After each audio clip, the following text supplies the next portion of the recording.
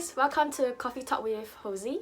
In this episode, I want to talk about dating since Valentine's Day is around the corner, and the past 2 years I've had the tradition of just talking about relationship during this season, so it would be nice to continue that tradition. So in this video, I am going to talk about dating, what are some of the different stages maybe, and yeah, just basically nuggets. I don't exactly have like a fixed point or anything, so I'm just going to ramble along, and hopefully in this rambling there's going to be something that speaks to you. Yeah. Okay, so let's go.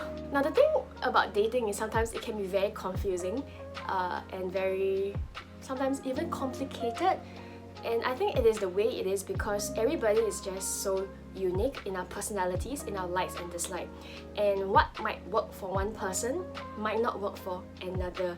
So at the end of the day, the things that I share, this is just guidelines. It's not going to guarantee that it's going to be a successful date, but it's just helping you to expand your tools that you can use in this war, if you might say, of dating. Dating has gotten more and more complicated, I feel, over the years. Maybe in the past it's more straightforward. Back in the old generation, when they have got no phones and everything, they have no Facebook, they have no social media. When they're interested in somebody, the man just go out to the woman and ask her for her number and then ask her out. It's that straightforward. But in our day and time, there's like online dating, there's swiping, everything is just almost makes it at your doorstep, but it also makes things very confusing. I would like to think that there's actually 3 different categories, and hanging out is when there is no intention to actually date one another. It's really purely friends. And then there is the asking somebody out for coffee. I think asking somebody out for coffee is also just to get to know somebody. It might not necessarily need to have a romantic interest. It could just be like a, hey, I think you're interesting, I would like to know you better and see where that leads. And then there is asking for a date. And I think what sets a date apart from a coffee and a hangout is a date is very intentional. You're very intentional that I like you and I would like to date you. I remember a story of a Christian friend that told me his leader actually challenged the man to list down a list of 20 women and just ask them out for a date. So perhaps for some people, they might feel like, wow, it's very high stake to ask somebody out on a date, or even just asking out for coffee to get to know the person because they're afraid of the wrong signals and everything. But I feel like sometimes we just need to make dating low stakes, in that sense where just go out, just hang out, and it does not always have to lead to a romantic interest. Sometimes you just realize that, hey, this person makes a very good friend, or after the date you realize that, you know, there's really no chemistry, I don't even think I want this person in my life. And you will never be able to find out what this friendship could be if you don't even take that first step to go out with somebody. And I feel like dating is a skill that takes practice. To date well takes practice, because in dating you need to learn how to communicate, and communication takes practice. You know, you learn along the way, you grow along the way. So I would think again there's 3 different categories: strangers, acquaintance, and if you're already friends. So imagine you're out in somewhere in a public, maybe you meet somebody you're interested in. I'm sharing this from kind of like a guy's point of view, and you go, hey, this girl is cute and I want to get to know her.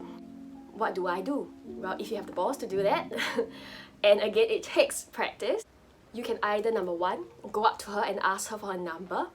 If you feel like that is too stressful, the other way you can actually go about it is to simply write your number on a piece of paper and slip it to her and say that, hey, I think you're cute, I want to get to know you, drop me a text.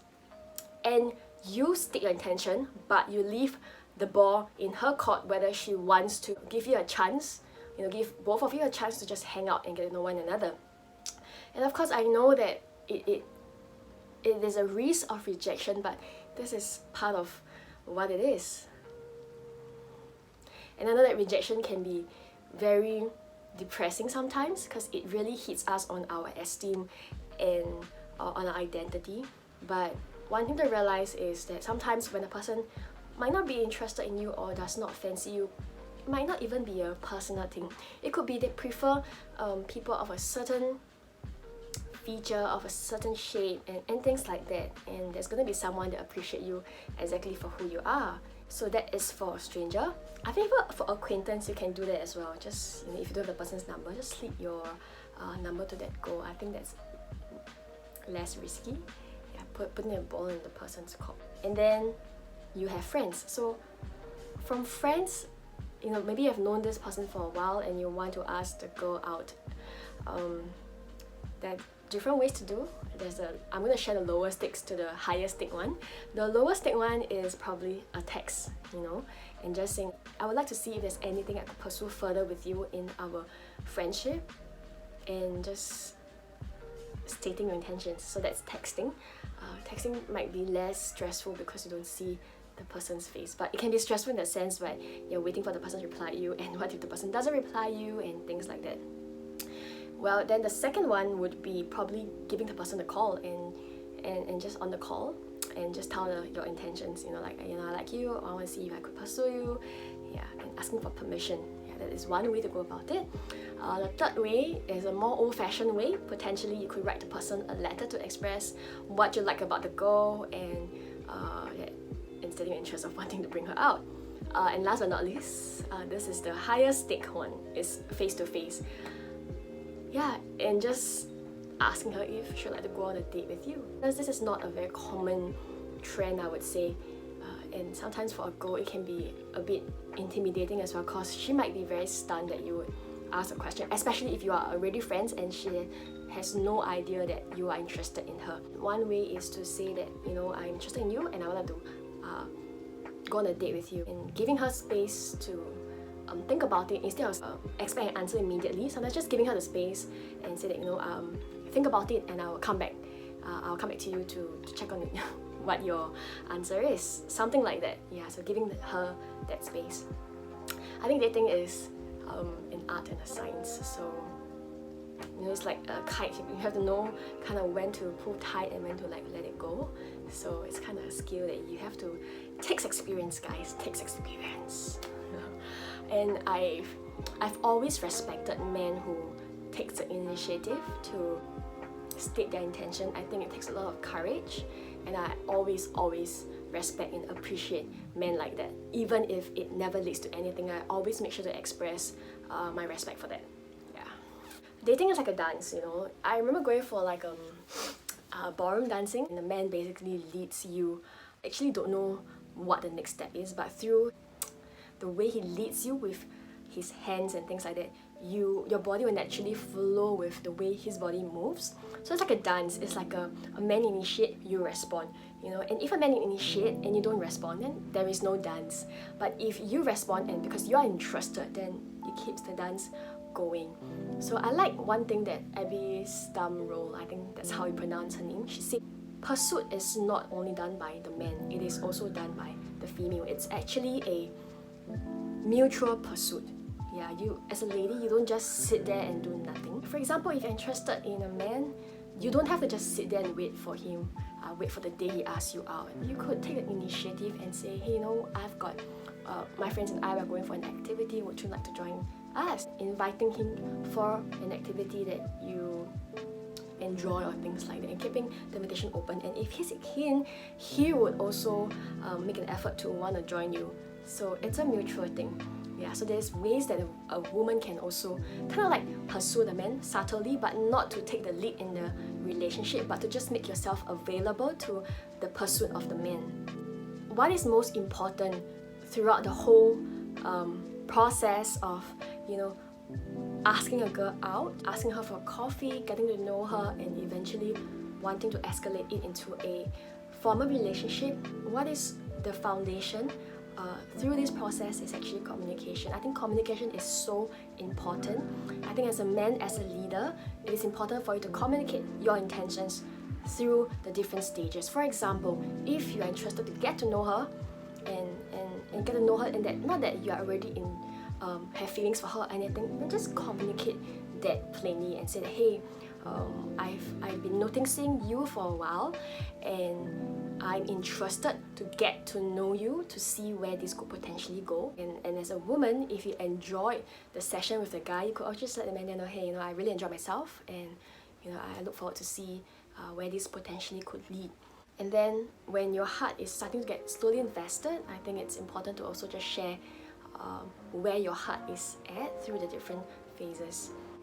I think it's very important to not lead one another on. Perhaps you've been going for a few coffee sessions, getting to know each other, and somehow along the way you kind of feel that I think this is not what I want to pursue.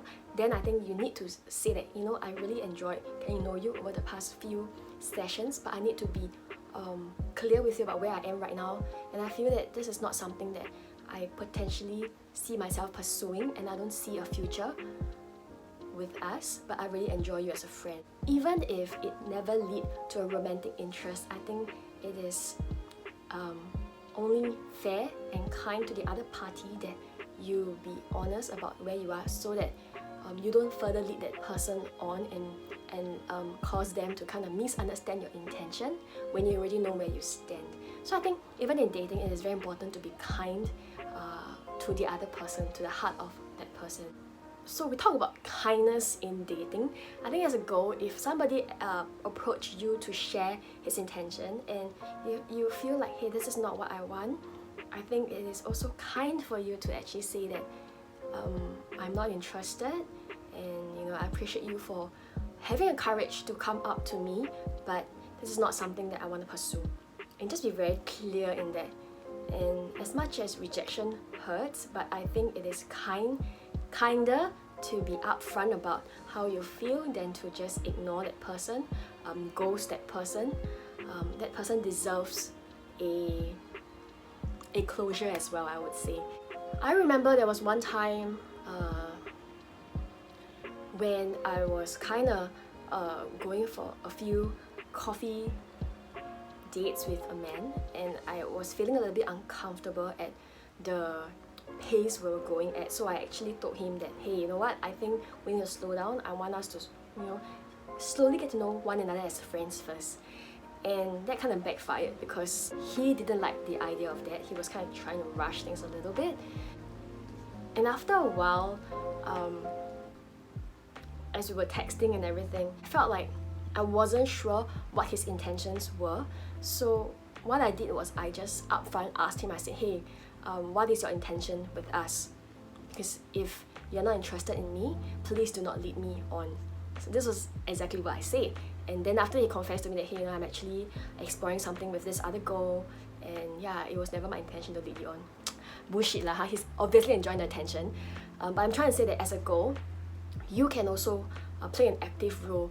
If things are getting a bit ambiguous and you are feeling like you're confused, then you can initiate that conversation that, I think that it's only fair that you don't lead me on if you are not interested in me. And get things out in the air, and there's clarity. As much as we want the men to lead, sometimes they are just not skilled in it. Now, last but not least, and this is something that I really want to talk about, okay? Now, there is a difference between a suitor and a stalker, okay? Now, let me Google what a suitor is. Definition of a suitor is a man who pursues a relationship with a particular woman with a view to marriage. Okay, that one sounds a bit serious lah, huh? Sometimes a suitor can just be one who can know you better. That's a suitor too. Okay, let's Google stalker. The definition of a stalker is a person who harasses someone with unwanted and obsessive attention. Okay? Unwanted and obsessive attention. Now, I think as a man, you need to learn to respect the boundaries of a woman. If she's not interested, or if she's showing signs that she's uncomfortable with the way you are approaching her, I think you need to learn to back off. And I think that is a way you respect the other person. Because if you really are interested in somebody, I think mutual respect is very important. I know in this time and age, we all stalk each other, okay? Because of social media, it's very easy to stalk people, yeah. But I think if you start sending flowers to this person, knowing where this person is through your stalking abilities, and you are still technically a stranger to this person, I think that is creepy. It is and makes someone very uncomfortable. Can you imagine a stranger sending you a flower? As much as in your mind, guys, you might think it's a very sweet gesture, but it is not, okay? At the end of the day, it's really not the gesture. Like, somebody else might send me flowers and I'm very happy, but if a complete stranger sends me a flower, and that's just creepy, okay? That's one, you don't do that. Number two, you don't turn up at the place where you know this person will be through your talking abilities. It's just not right to look for this person. It's creepy, okay? It's almost illegal, okay? It's illegal, okay? Do not do that. Don't massively spam her social media, even if she does not respond to you. It doesn't mean that you need to increase your effort. It just means that back off. So don't try too hard and don't try to push your way through, because it can almost become a nuisance to the person. The girl might feel neutral towards you, but if you try too hard, it becomes a turn off, and you might not even be able to be cordial with this person. So to people who has sent me flowers and then you don't write what your name is on the card, you might think it's sweet, but honestly it's creeping me out, so don't do that. I really appreciate if you don't do that anymore. Okay guys, this is a really long video. I've been rambling, but hopefully in this rambling there is some insights. Yeah, you can tell how passionate I am about when it came to the end towards stalking and suitor. So if you're a stalker, please stop it. Thank you very much. Until the next time guys, bye bye!